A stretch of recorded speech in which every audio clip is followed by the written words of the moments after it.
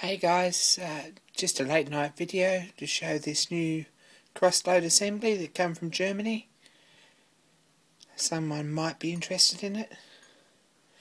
It's made by Lorch and it's made to fit the machine there. If you have a look, it fits the bed there. It's cut out to fit there like that. And on that side it sits on the burn. It's got a plate that clamps down underneath.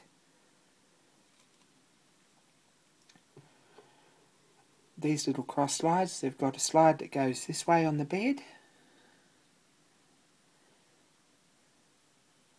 The hand wheel out here.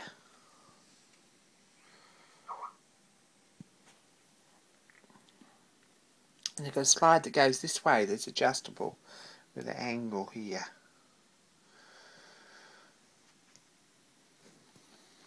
Have a bit of a look at it. Most of these slides that I've ever seen are fairly worn in this last couple of inches here, because that's the only part of the slide that ever gets used, and the rest's always usually pretty good. This one here is fantastic if we wind him right up like that.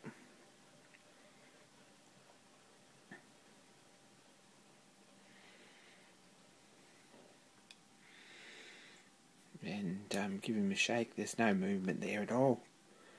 The other couple that I've got, we slide them right out there like that and they've got problems. This is great because there's so much length on the slide. It's pretty massively built really. Yeah, this has all still got scraping marks all the way through here.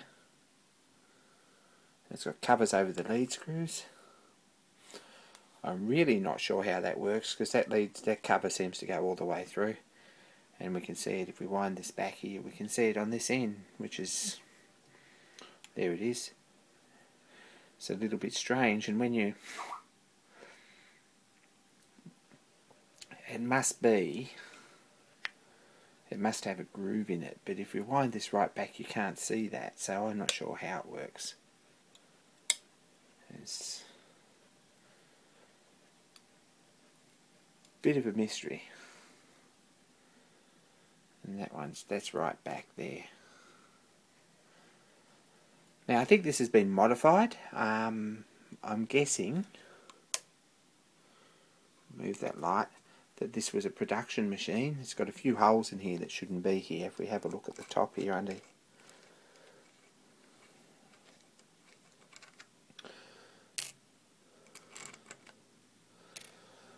the tool post, it's got a stud there, and I reckon this has been machined. This is the original place here where the tool post was mounted.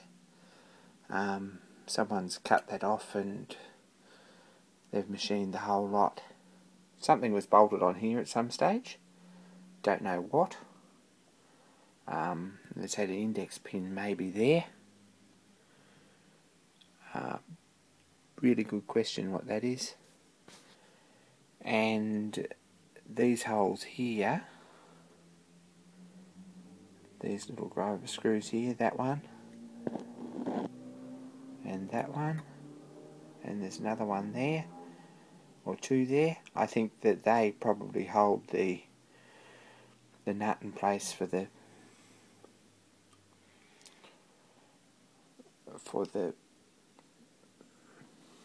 feed screw through there. This tool post, I don't think is original. The tool holder, have a look at it. It's quite a nice thing. Someone at some stage, I reckon, has probably cleaned it up or cleaned it out. Those machine marks don't really look very original. It's got two bolts through the back, and they are what clamp the tool post up. This is dark grey, or sort of a mid-military sort of a grey, which seems strange to to be on a lorch machine, because this is a, if we have a look, there's quite a bit of green paint here if you have a look, which matches the rest of the lathe quite well. And that would be original lorch paint. I might just leave that be. This is dark grey. It could be Shablin, or it could be maybe Deckel, or it could be Weiner, one of those German lathes. And someone's done a bit of a job to put that on there, but they've done quite a nice job, and it makes it very usable. I would say that this was probably a bit thicker, because we've got approximately 20mm centre height over the top of this plate, which is fantastic, and I don't think the original probably had that. I think maybe 5/8 of an inch would have been all it had, 16mm, so someone's taken a few millimetres off here. And then made that stud up to fit there, and it's quite a nice thing. I'm fairly impressed with it, and it's certainly usable. And I think the attachments that fit it would still fit it. Most of these were production machines, and they were set up for doing small work and repetition work. This one, I don't think this whole lathe was set up like that probably originally, and that's what they were bought for, was a factory machine, run from the overhead drive in the factory.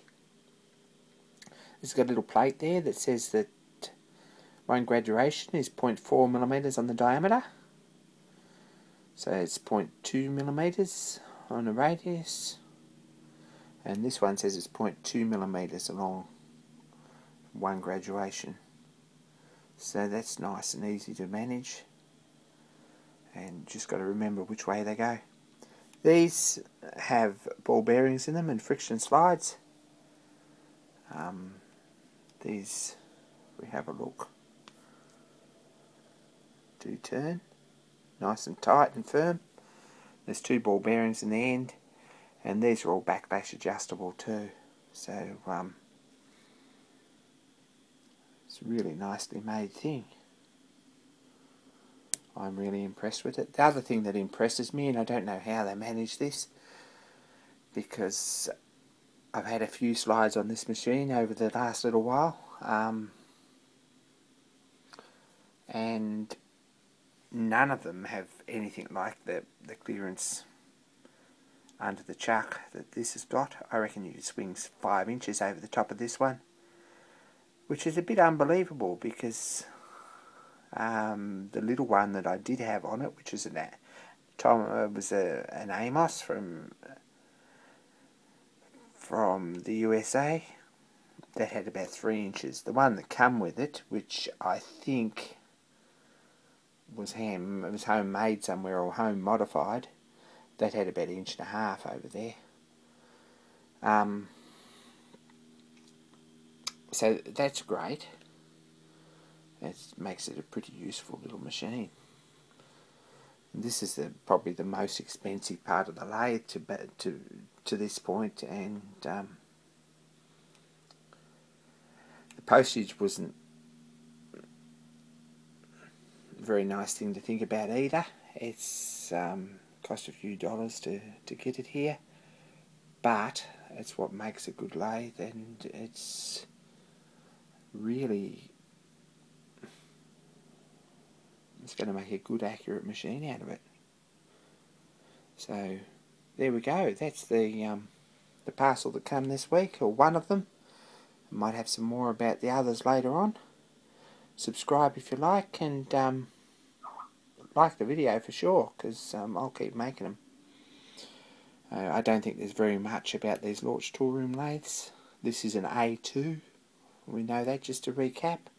Thanks for watching, and I'll make some more later. Good night.